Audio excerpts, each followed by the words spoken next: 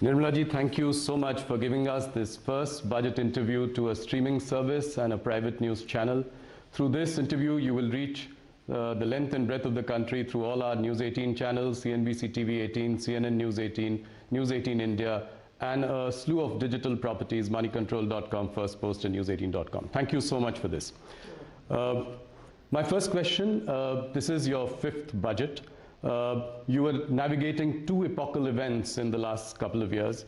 One was the ongoing pandemic and its impact, and the other was the war in Ukraine. What I would like to understand from you is what was going on in the mind of Nirmala Sitharaman, and how she was dealing with policy making in these last 5 historic years. Starting with a very difficult question, because difficult not for any other reason but to capture the experiences, the as I say, anubhav, going through that, and also to look back at it now when you're probably slightly out of it is very difficult to describe in, let's say, a short brief answer. I can understand. But yet, if you have to really capture it, I had no precedent before me to handle such a situation. There were no given templates. There were no examples to follow. And there were no theories which would have worked in such context. So essentially, we were going by continuous conversation with all kinds of stakeholders. Those who have directly some thing to say about the industry and its suffering, MSME and its suffering, or even those who are observing it with a more discerning eye. So we had to engage in conversation continuously with all people, take their view, wait for ourselves to see which one is all right, which is more suitable for us, and which is not. Yes. And also take courage in saying it may not work out for us in one particular way, because eventually somewhere all this has got to be answerable. And therefore, I think I would immensely recall the ways in which Honorable PM led the conversation with us. He would never tire himself from meeting us. He would never say, not today. So with all necessary precautions taken for COVID, following the protocol, we would still meet and talk about things. But eventually, whatever has been at that time decided and put out as schemes, one thing which was not so much relevant for dealing with the pandemic itself, but yet had to be done, was not to let go the opportunity to continue the reform process. Yes. So that was carried on. But we may do so many things. We may have a stable leadership, clear-headed leadership, which stands by us and gives us the guidance under the Prime Minister. And we may come up with the proposals and also launch some specific schemes at that time to benefit, to give relief, and so on. Eventually, it is the way in which the people of India have absorbed it all. Absorbed it and found best ways to go around it with this kind of a succor which is coming from the government, or some hand-holding which is coming from the government. May not be adequate, but so the credit goes to the people of India for having so been in clued position with the government's every decision making, and kept pace with it all. And that is why today we are where we are. Entirely the way in which people of India have absorbed whatever has been done from the government side and put it to effect on the ground. You make a very important point. I think you never gave up on reforms in the last so many years. Despite, come what may, pandemic, war in Ukraine, and that I must concede. I clearly remember that many experts and economists at that time panned the government, panned India, that we were not doing enough for stimulus in the COVID period. And I remember they cited examples of Western economies, European economies, saying that we should at least give 10 to 20% of GDP. That's the bare minimum we should do. Now, in hindsight, do you think that it was good to ignore that advice and be tight-fisted, and that is showing up today? Yes, that is why in answering earlier your question, we had to do our homework for every such input which came in at that time. Why? We could have always said, no, this is what appeals to us, and we would have gone ahead. No, but we had to consider every such advice which came in, and also go through the depths of what it would mean, how will it be executed, whether it can really bear the results, and so on, only because whether we choose one way or not, we should know why we have not chosen a particular way and be able to justify saying, our understanding was this, and that's why we didn't take it.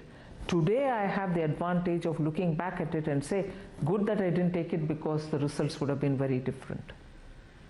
Right. But the fact remains that we went through every one of the suggestions with equal open-mindedness and rigor.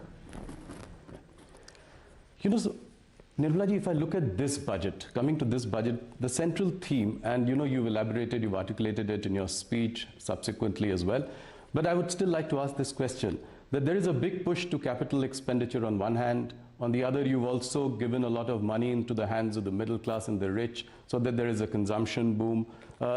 All this while keeping the fiscal discipline in place, as you had promised, 5.9%. So that's giving some comfort to everyone.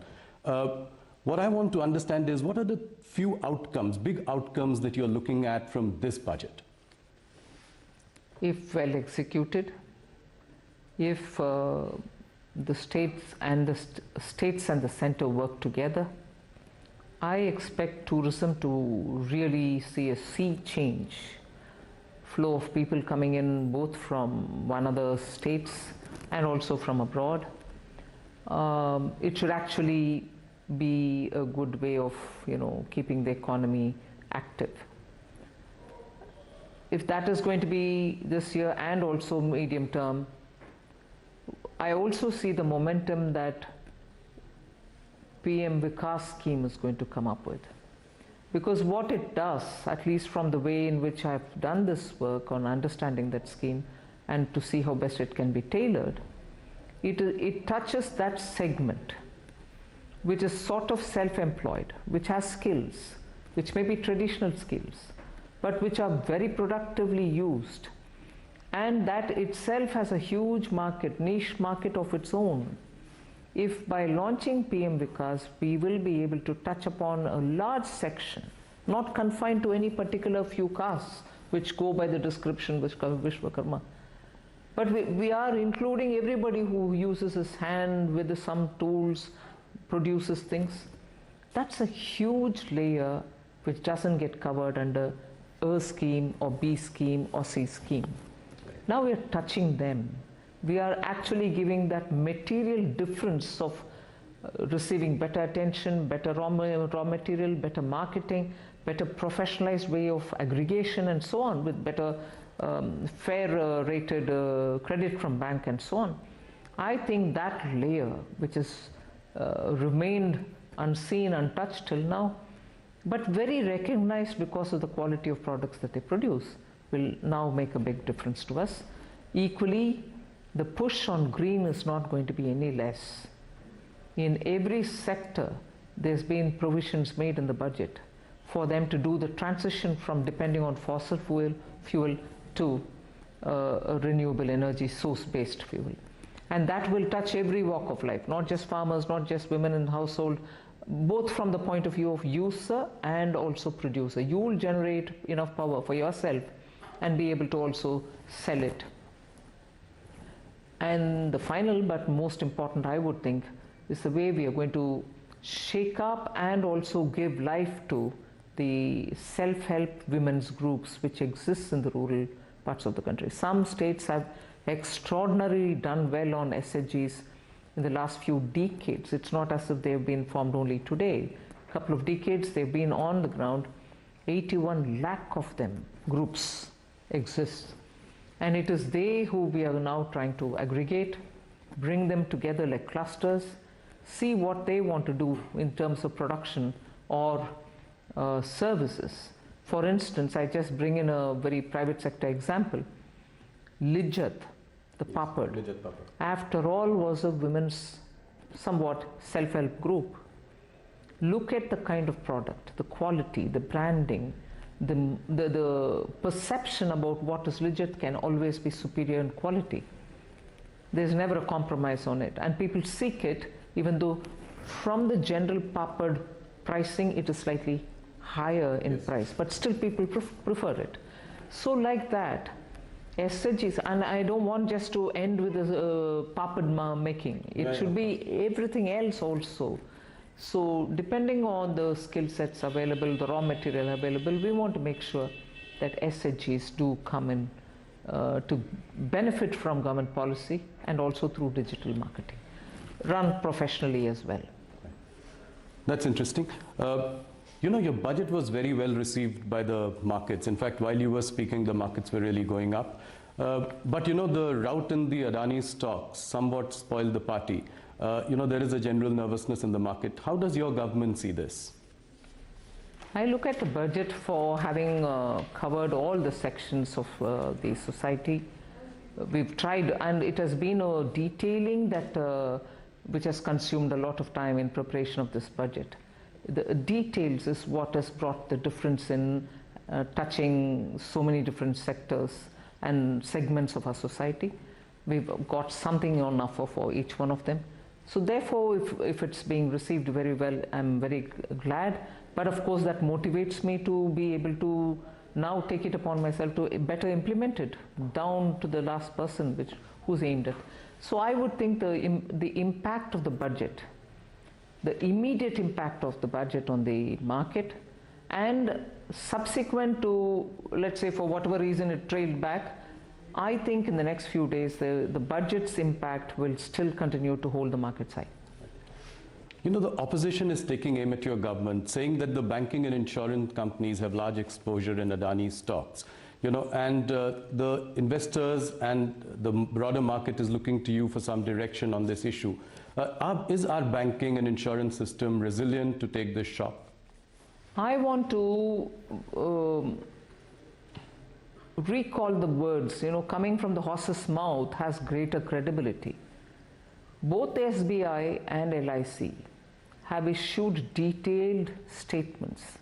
And I know the chairperson or the CMD has himself come out and explained how they are not overexposed or whatever they said. Yes. And also said, look, we are sitting over profits for the exposure that we have, which is well within the limit. That's what I understand they have said, and I've again read it through the media.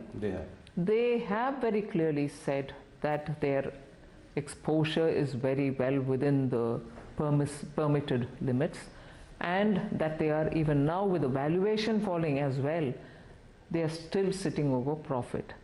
So if that is the horse's mouth, as I refer to, word from the horse's mouth, but in general, both with the RBI, we do have the Financial Stability Board's meeting, which happens once in 6 months. We meet, even recently we have met. So I can only very clearly say, both the RBI and we, because of the FSB's meeting, Financial Stability Board's meeting, know that the Indian banking system, if anything, at this stage, for me to use this word, I want to use it with a sense of responsibility, like having gone through the twin balance sheet problem. Indian banking sector today is at a comfortable level, with their NPAs coming down to absolutely low levels. Recovery is happening, and their position is very sound, which gets reflected in the fact that when they go to raise monies in the market, they are absolutely comfortably raising monies as well. So the entire macroeconomic analysis which any expert would do also highlights the fact that how comfortable the Indian banks are placed in. That cannot be that if they are at risk. Some of the global investors as well, as a knee-jerk reaction, seem to have pulled out some money in the last couple of days. Some have put, fresh investments on hold. What would your message be to the global investors?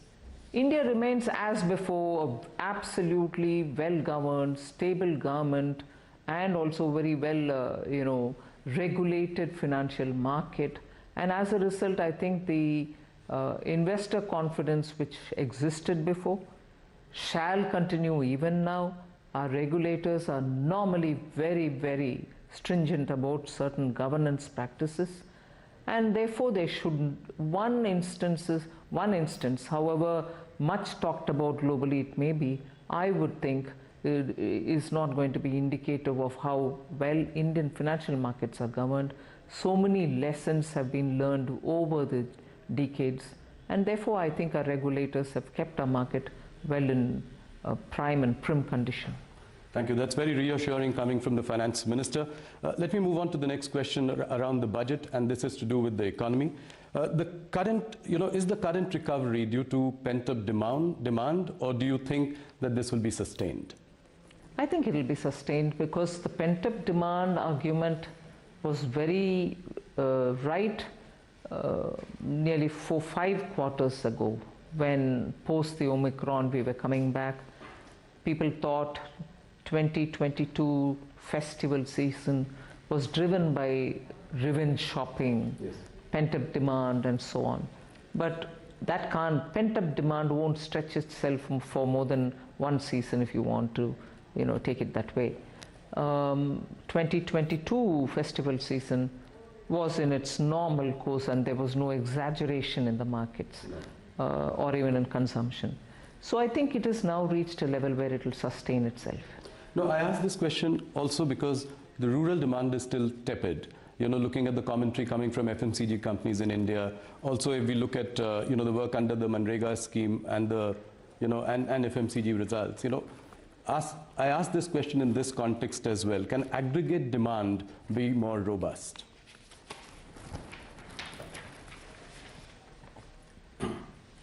I'm sure you observe the Indian economy as well. Yes. In all its great detail. Demand doesn't remain stable, and then it doesn't remain only going upward. It does come down sometimes and does go up some other times. In fact, at that time, during the pandemic, even during the lockdown, most of us felt the rural demand is very high, and what could explain it?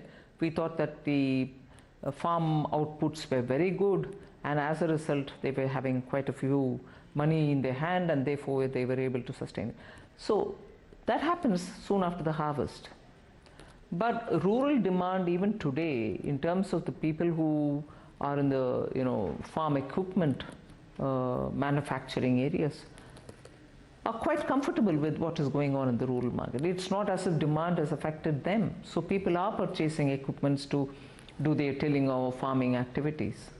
That's one. I'm not just talking about tractors, but even the other equipments which go in. One. And second, also rural demand, which is FMCG related or your daily consumption related items. Your GST revenues, whilst I don't want to say that revenue GST going up is purely on rural, it may be urban and rural, but it means that it cannot be maintaining a sustained level if one of the segments, rural or urban, really fall down drastically. So I don't think it's worrisome, if at all, any drop. The RBI governor says that the worst of inflation is behind us. So can the RBI then take a more relaxed view of monitoring, tightening and support growth in the coming weeks and months? Well, I realize that if I do comment, it will look as if I'm guiding the RBI or anything like that. No, broadly speaking. But I suppose, yes, the way in which inflation has come down, both by RBI's action and by the government's action, and the government's action has been steady and at it for some time. So I expect, since the fall in the inflation It doesn't seem to be just a momentary or a 1 month affair. It should sustain itself in the process of coming down. And therefore they should, and you're right, therefore there shouldn't be that much pressure on the central bank to keep the pace of increasing the rates. So, but the MPC will take a call. Of course.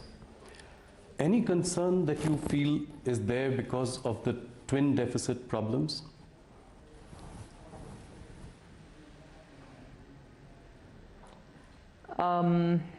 It's not as severe as before. Yes. Yes, when exports come down, you're going to have the current account deficit. But it's also now suddenly going up as well as it was before, a couple of months ago, one. And second is also the import. Imports also keep slightly going up sometimes, but it's also coming down. If these two factors are primarily the ones which we have to concern ourselves with, monthly fluctuations I say. Yes. Fluctuations should not worry us, but if every month there is a steady decline and there doesn't seem to be a sign of increase or coming upward, uptick as you would say, if there is no chance of an uptick predicted in the next few months, then I think I should worry. But monthly looking at coming down and going up need not worry us so seriously. Okay. So next year the center and states will spend rupees 13.7 lakh crore as capital expenditure. By any account, it's a phenomenal number. Capacity utilization in the manufacturing sector is at about 72%. My question is, when do you think that the private sector will enter this virtuous cycle of capital spending? They are in it already, I would think. There has been a minor uptick. But I've been explaining this. I'm not sure if industry is explaining it as much, but I read it. So I keep read it in the sense my inferences based on the kind of discussions which happen.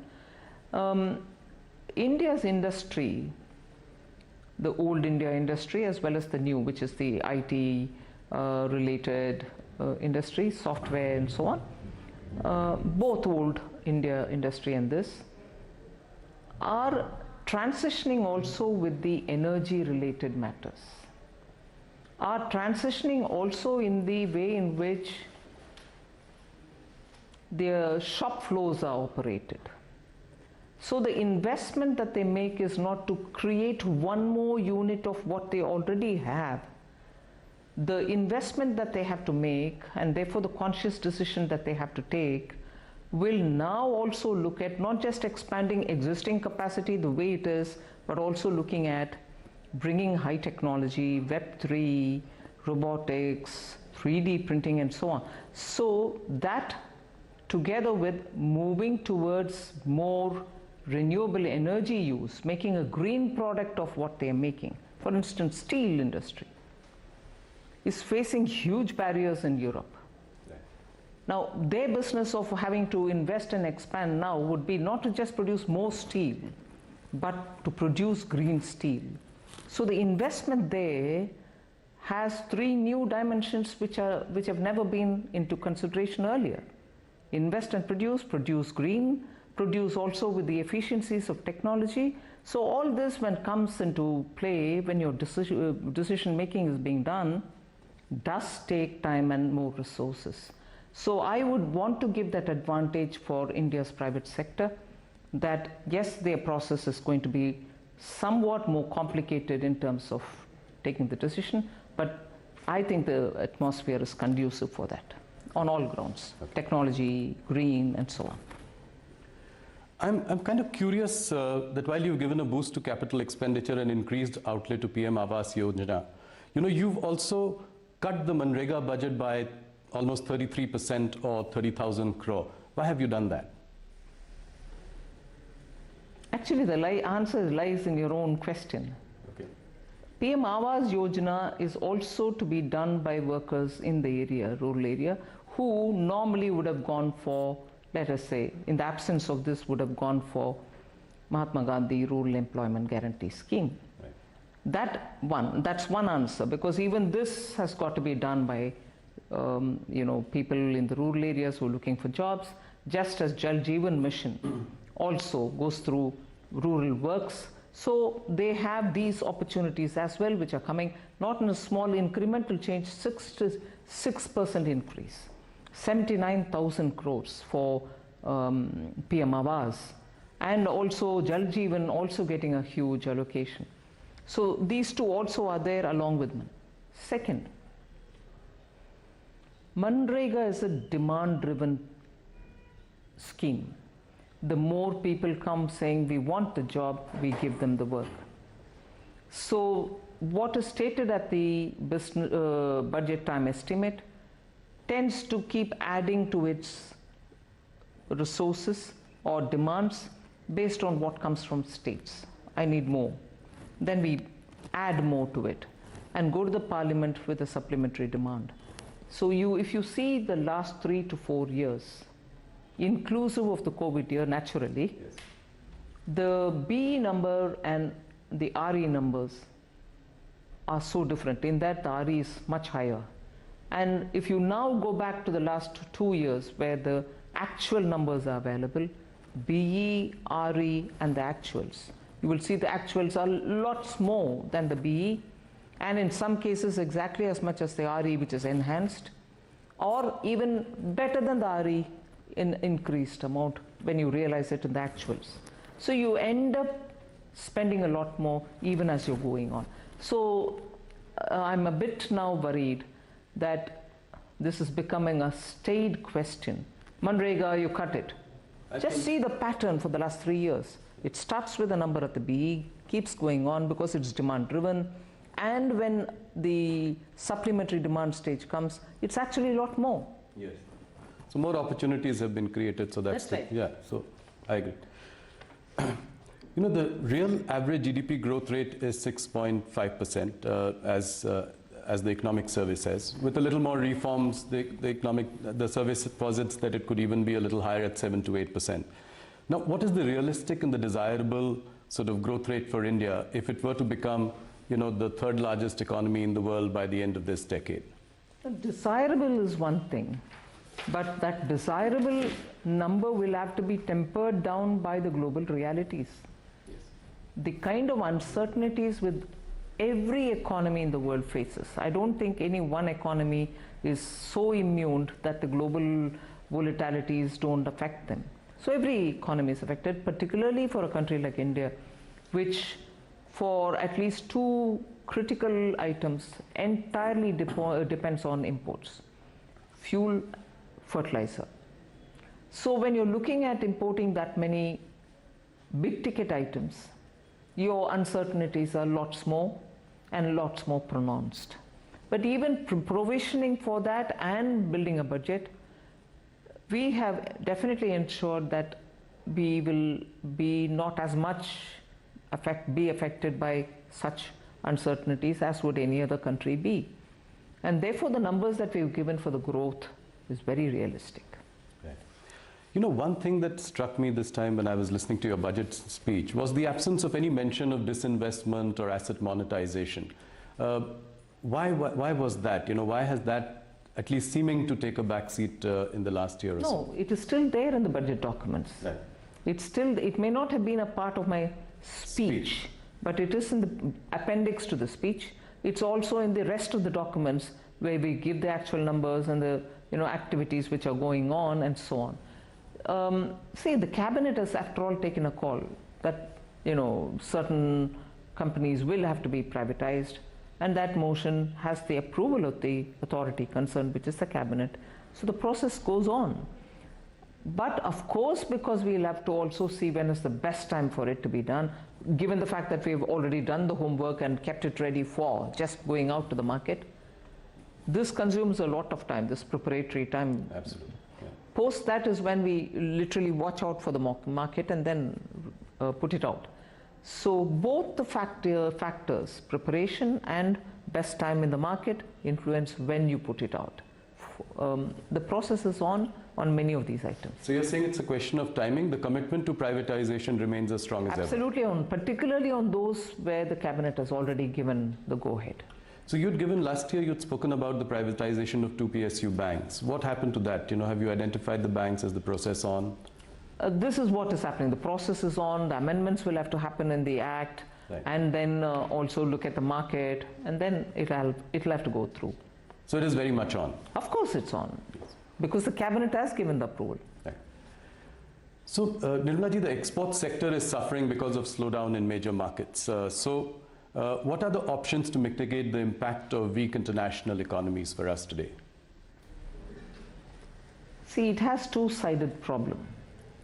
One, you have to make up for those handicaps that Indian exporters face, whether in logistics, whether it is the cost of electricity, or whether it is any other inherent handicap that they may have in terms of labor, or in terms of the place they are located in, and so on. So for these inefficiencies because of certain handicaps, it is necessary to give them some kind of a redressal, in the sense give them some incentive, or the RODTEP-like scheme which is already on. So that's one thing. But it's also in the usual way in which you would say, if a market is difficult, look for newer markets. If a market is difficult, see what you want to do about making yourself attractive for that market. You do road shows, or you spend money in branding yourself, or you appoint such agents who will tell us about the tastes in that and preferences in that market, and so on. And looking for another market, you will obviously spend some money and go on road shows, open up avenues there. But today, the typical problem that you face, not just you, meaning Indian exporters, but many face, is the lack of demand in those markets because of recession, which are normally our marketplaces where we send our products, whether it's your textile, whether it is your diamonds, whether it's your gems and jewelry, whether it is your tea, whether it's your basmati rice, and so on. So I'm taking those which are symbolic of India. There are others, components, auto components, electronic parts, which you very well manufacture today. So when the recession has hit these economies, and when I say these economies, not just those in which you're present, but even for the newer markets which you might otherwise aim at, all of them are hit by it. So that's where the problem gets even more compounded, and we'll have to work together with the exporters to see how best we can help it. Okay. India's trade deficit with China has hit $100 billion in 2022, $100 billion in 2022. Imports keep rising, exports to China are falling. Is this situation acceptable to us? How do we really reverse this trend?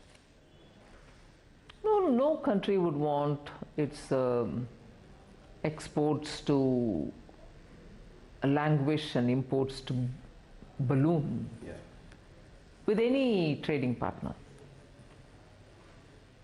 But the issue has two-pronged answers. We should be conscious not to have to consume things which come, overly from only one destination. But that doesn't mean I'm imposing any view. We should also be conscious of buying it from elsewhere if it is necessary at all. And for India's exports, it has to also look at ways in which market can be expanded in that territory or in any other geographical jurisdiction. So it is always a twin game. It's like a pair of scissors. You have to look at both the sides. What do you make of this growing clamor, especially in some opposition-ruled states like Chhattisgarh, Madhya Pradesh, Rajasthan, to bring back the old pension scheme? In fact, Deputy Chief Minister of Maharashtra, Devendra Fadnavis ji, has also spoken about this. He said he'll look into the matter. What is the government's view on this? See, when I talk about government's view, I don't want to speak as though this government view or that government's view. Who, after all, implemented it for the first time? After the decisions were taken at different layers of officialdom, the political dispensations which brought this in was not just NDA. UPA was actively those who brought it forward. The entire question of introduction of OPS, new pension scheme, was during the Congress's period. They didn't at that time talk about rollback. They didn't at that time talk about any, bringing the old system back or anything of that. So now, if without adequate looking into of what it means, are we paying the current generation of pensioners by loading it onto the future generation? That's right. And how far, because in government the arguments will quickly come back to you saying, but when government borrows, it's also leaving a burden on the future generation and so on. But that's the argument. Would we all look at what is a reasonable balance? Would we look at what is it that we are leaving for our generations to come? Yes, you will have to have an economy running, you will borrow to a certain extent. But unless we have a complete understanding of this, the fiscal implication, the fiscal health of the state, not just today, for the next decades, to rush to a conclusion may not be. Right. And I was glad to hear in one of the book release programs that I attended, Sri Montek Singh Aluwalia talk about it. It's not I'm taking up something which emerged out of a private conversation. Right. In a book release, publicly, when asked, he did respond. So it's not as if now we are talking on political lines. We have to talk on Indian economy, its strength, not just Indian economy as Government of India, but every state's economy, and then take a call on it. On to the personal tax front. I think it is one thing that has really wowed everyone, wowed the middle class, your core vote bank also of the BJP. You want, obviously, people to move to the new tax regime. So by when will you then look at phasing out 80C and 80D deductions? Because, that's really the core of investments, healthcare. When will this happen? What is your time frame to sort of move to the new tax regime entirely? No, I'm not given myself a time frame. I'm more looking at it to make sure every Indian citizen makes his own choice, her choice. It's one thing for me to say I'm bringing in a better system, which is going to be less complicated, in fact, least complicated, which also is going to give you a rate which is going to be reasonable for each one of our levels of income, and make it attractive, therefore, for compliance and also for the rate. I pay less tax there. But it's another thing to have a system which is going on, where unfortunately, I don't want to criticize anybody. Unfortunately, the impression is I have so many exemptions given, which incentivizes me to save for insurance cover, for medical cover, for even saving for better interest earning that I can have, and so on. I don't want people there to think that I've denied them that. Please if you want to have it that way. But it's not just one government or the other. In general, the philosophy that governed it was you'll have all those exemptions and you'll feel tempted to have yourself cover, insurance cover, give yourself insurance cover or savings or whatever. But your tax rates were so high. Yes. So it's nice to give you some incentives, but good enough for me to have a big return in terms of the tax that I collect. Yeah. But whereas what I'm giving you now, which was introduced 2 years ago, this is the second regime, and Prime Minister was very clear that taxpayers should know actually what they're paying and exactly feel comforted that they're not paying much. And actually bring in rates down, make it simple so that anyone sitting at home should be able to file their returns and know, and that's the end of the story. I don't need to keep immense documents and so on. So we brought that in, and steadily we are making it attractive, but not forcing anybody to get out of the exemption regime. But the fact remains there that the rates have been very high. and you still got some discounts so that you can go with your... So how many people do you think will migrate? Any sense that the government has? I'm more talking about the layers which are covered yes. by these, beneficial tax rates. I would think in that layer at least 50% will come 50%. That's a big number. And what is the current number? Any idea that the government has of that? Yeah, I have a number, but I don't think I can off the cuff say it. Okay. This is a slightly broader question. You've been extremely successful in widening the tax base. As the base has widened, the tax slabs tend to go down. Do you think that could you consider in the long run bringing the top tax slab to 25%, just in line with your corporate tax rate, top corporate tax rate? Would that be the vision going forward? Well, eventually the tax rates must be absolutely low and the assessee friendly. Citizens cannot be burdened with taxation. But that is when I've widened my base sufficiently. It can't be that few people pay and they pay huge amounts and I have to run the system. It shouldn't be that. It should definitely be wider the base, lower the tax, and therefore achieve both the objectives of collect your tax from those who can pay it, but collect enough so that you're able to run your schemes. The new income tax regime, there is a feeling that it disincentivizes savings. How do you react to that? I gave you the logic. Yeah. I can always incentivize you, go for insurance, go for savings, go for this, and come up with a fantastically high rate and say, all right, I've given you discounts, but I need my money. Instead, I'd prefer a completely acceptable and lower rate of interest, lower tax rate, and people to feel that, all right, I'm not being burdened, there's no reason for me to avoid or evade the tax and pay it up.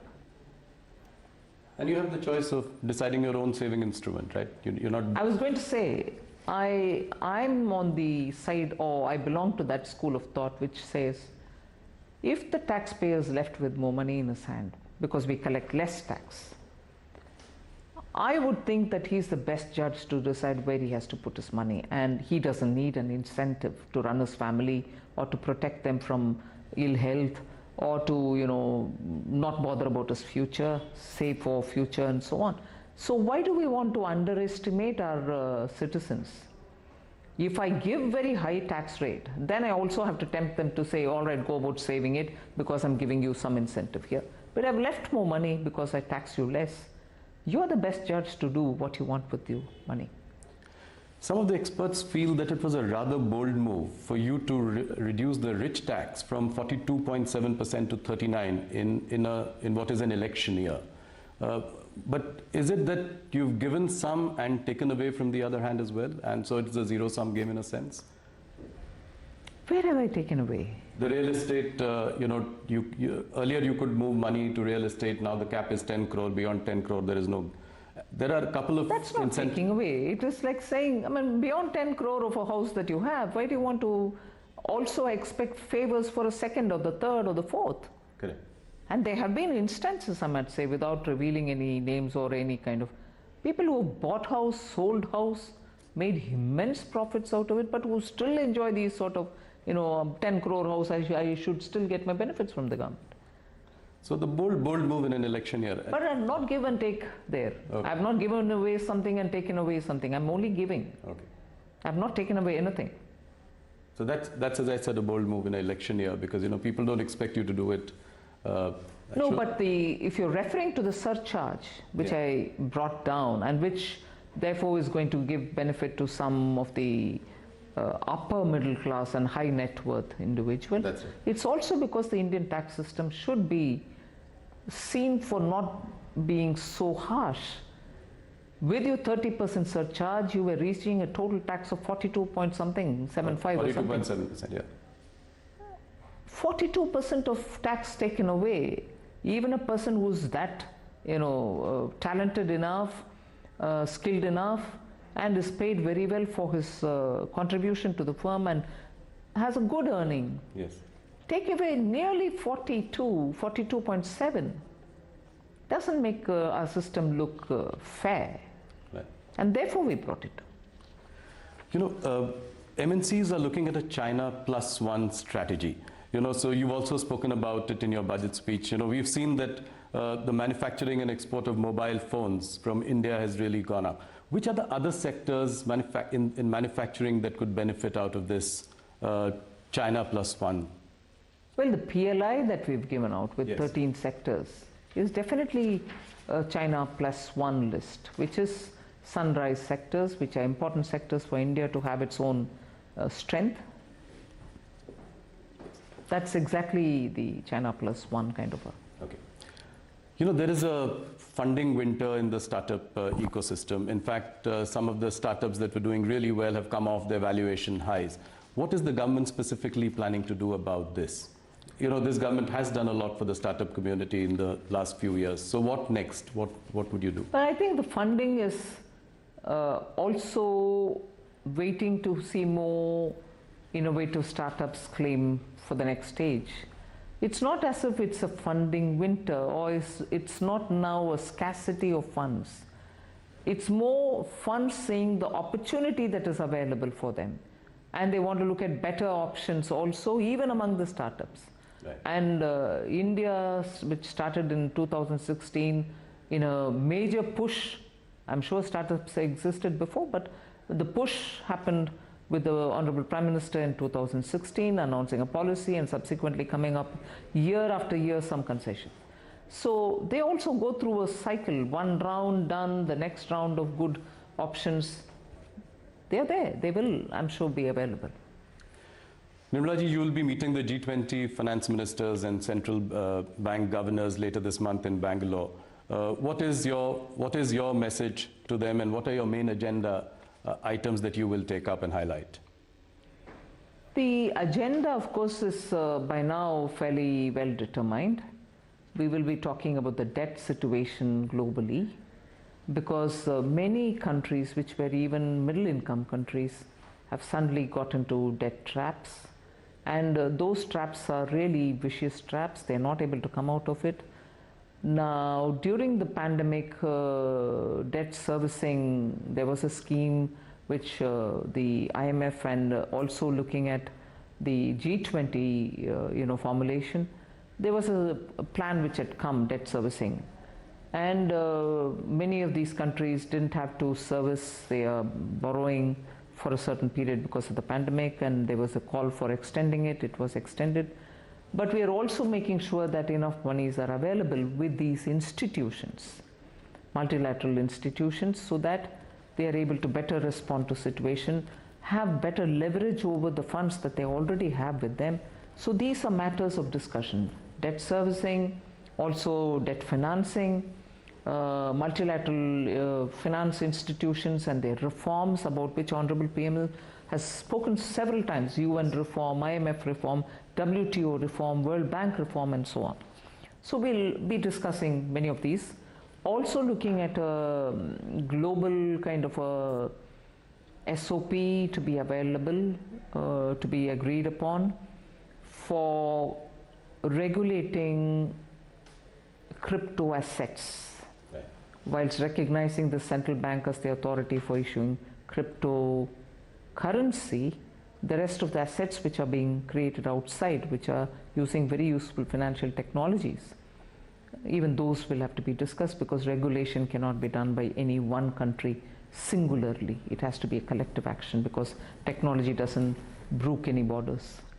Okay. Nirmala ji, you have to answer this question, specific question. You've presented 5 budgets so far. Which has been the most memorable budget? Very difficult to say. Each one had its own challenge, but well, each one has its own charm. Okay. Now, one last question. You know, after months of hard work, you managed to put this whole thing together. How does Nirmala Sitharaman unwind? What do you do? Do you ever take a break? What do you do to unwind? Well, listen to a lot of music. What music do you listen to? Classical Indian music, both Hindustani and Carnatic.